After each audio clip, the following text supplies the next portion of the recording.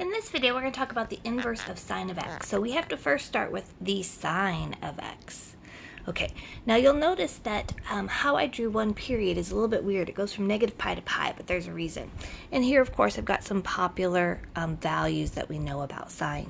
All right, so what we're going to do is we want to talk about an inverse function. So to have an inverse function, you have to pass the horizontal line test. And guess what? This guy fails almost everywhere. Like seriously, almost everywhere. So what mathematicians did is that they decided to cut it. Okay. And they kept cutting it until it would pass. So I'd have to cut it all the way up at pi halves, because as soon as I come back down that edge, it's going to not pass.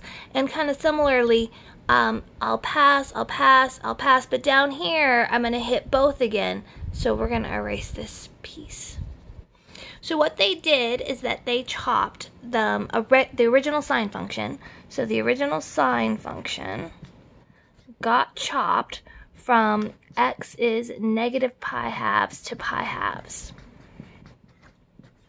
Okay, and our range, this is the domain,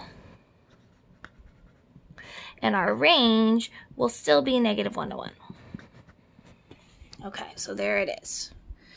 Okay, now, when you are learning about how to find inverses in a pre-calc course, they tell you to switch the x and y's. So if I took this and switch the x and y's, what I'd get is x equals sine y. Well, that's fantastic, but after I switch, I'm supposed to solve for y. So how do we solve for y? So here is where the mathematicians defined sine inverse of x. Now, they wrote a negative 1 to be inverse. A lot of students, though, think that this is the same thing as 1 over cosecant.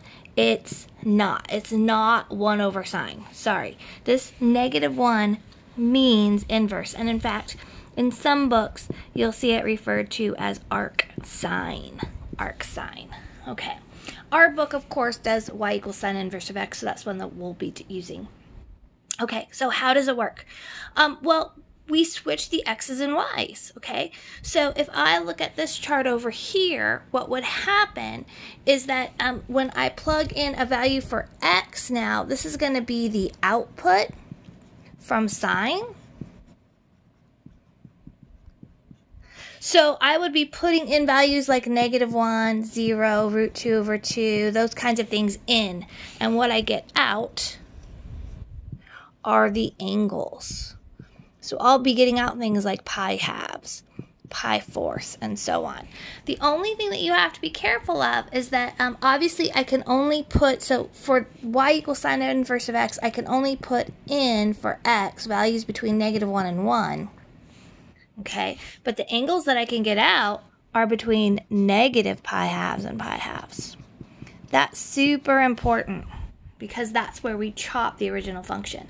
So if I was to, for example, say, what is the sine inverse of negative 1? I've had students before tell me that the answer is 3 pi halves. Yes, I know that the sine of 3 pi halves is negative 1, but that's not where this is defined for.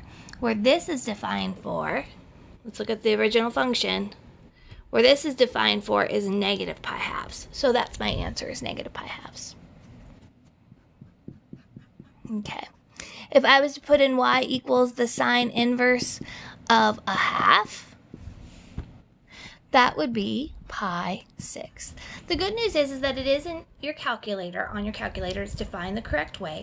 My suggestion is, in this one and only instance, to put your calculator in degrees mode, so that way you can recognize what pi 6 is and 90 degrees is, or pi halves is. For those who want to have a little bit more help with that, I'm sure there are plenty of videos on Khan Academy, but this is sort of my quick, here's the inverse of sine.